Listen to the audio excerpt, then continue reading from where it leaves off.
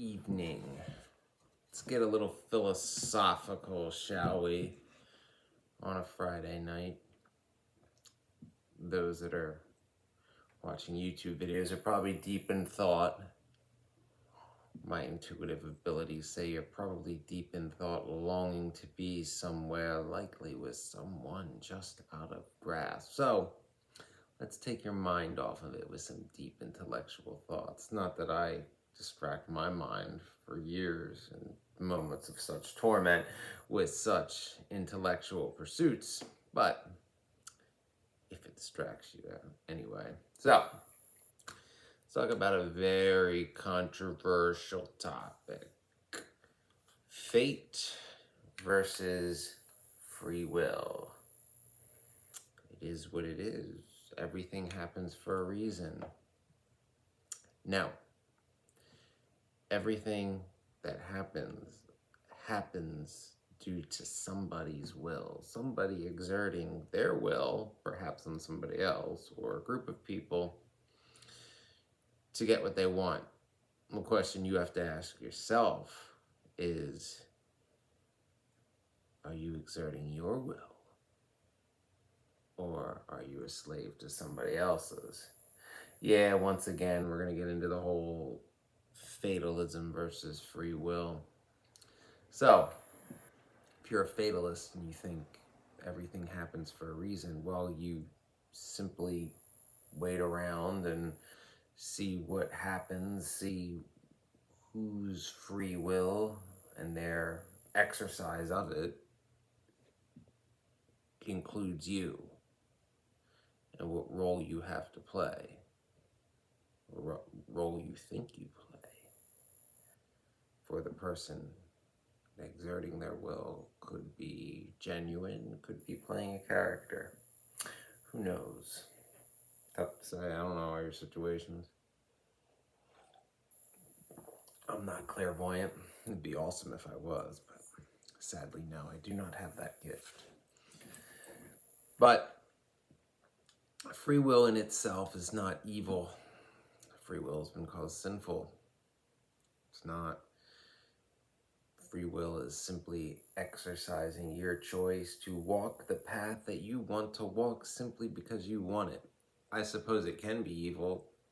Any path can be evil depending on what it includes and also the why you're doing it. I'm certainly someone who is guilty at times for doing the wrong things for the right reasons. My methods can be a little gray at times, particularly when dealing with narcissists. I mean, they don't abide by any decency or rules, so sometimes in order to expose them for who and what they are, you gotta, be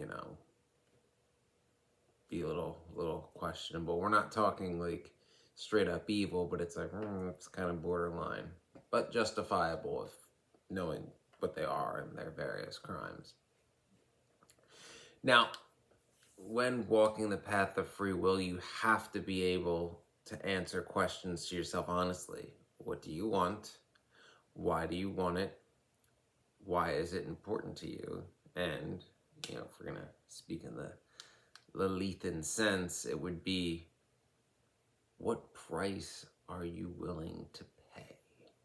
In other words, in this type of philosophy, that which is of great value must come at a cost. Anything worth obtaining does not come easily, does not come naturally, does not just happen by random chance. For those of us such as myself that are not lucky, that good things don't just happen by random chance. The idea of being in the right place at the right time is a foreign concept to me. It's never happened. Wrong place at the wrong time, right place at the wrong time. But right place, right time to have my whole path, my whole life, my success, my happiness, career, love, all that based on simply a random chain of events. It's terrifying because, well, I'm screwed because, Random chance. I don't like gambling either. So I don't like random chance. But with free will, you then take a broader picture. You know, you look at what you want, and you gotta figure that out, and that can be hard. For me, not really. It's been, well, I was gonna say pretty consistent, but it's been exactly the same since I was like 17 years old. Y'all know, if you're familiar with the channel, my big three. Number 1, unconditional love. Oh, so rare and elusive. Number 2, career that pays a decent middle class living that allows me to have some sort of purpose and make the world a better place. And if I'm being completely honest, which I pride myself in, also something that'll sate my hero complex. I have a bit of a hero complex, like most INFJs, particularly male INFJs, all, 27 of us in the world. I'm kidding, there's more than that. It's probably about all there are in Greater Philadelphia, though. Anyway. And 3, to, live in a, progressive area where there's lots of art and culture and things of that nature, artistic pursuits, poetry, philosophy, theater, all that fun stuff that makes my brain work. Because my brain likes to work. It never stops. It overthinks everything. So those are my big 3. So the path that I walk has always been to obtain them. And that first one's damn near impossible. Because it does involve, like meeting the right people at the right time, which is never. So, I'm going to focus on number 2. Let me tell a familiar story from a different point of view, shall I? Number 2, that job, huh? Well, I figured out what that was at 17. For me, it was to be a firefighter, so I pursued it. But I was told not to. I was told that, you don't do that. That the preordained path I was meant to walk meant I had to stay in the area where I grew up, where there are no paid firefighters. They're all volunteers. And you just go to college and get a degree. Any degree is a good degree because that's just what you do. That would be fatalistic. That is somebody else's will, in this case my parents, saying, follow this path because that's what you're supposed to do. You're just supposed to blend in to the flock like some mindless sheep. Put those wings away. My dragon wings. Yeah. Stop it.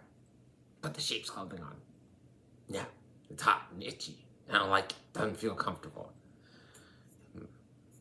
But dragons get, ostracized. It's a dragon, not an ostrich. Nevertheless, I pursued it anyway. You know the story if you're familiar with my channel. Things didn't work out, recession, blah, blah, blah. But even at that young age, I was 19 at the time, well, I was 18 when the testing started.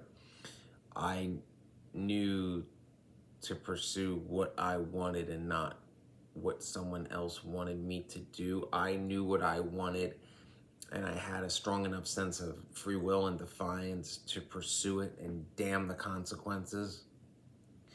Because I was willing to make that sacrifice. Even then, I was willing to, be a black, well, I was already a black sheep, but to basically be, how do I put this?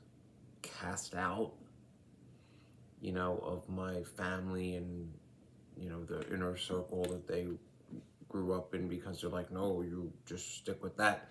And this is further proof of this would be, when I was kind of railroaded into being an assistant golf course superintendent, which they're all like, oh, you got to stick with this. You're miserable and you work 7 days a week, 70, 80 hours a week, and you drink too much because all you do is work and drink and sleep a few hours a night.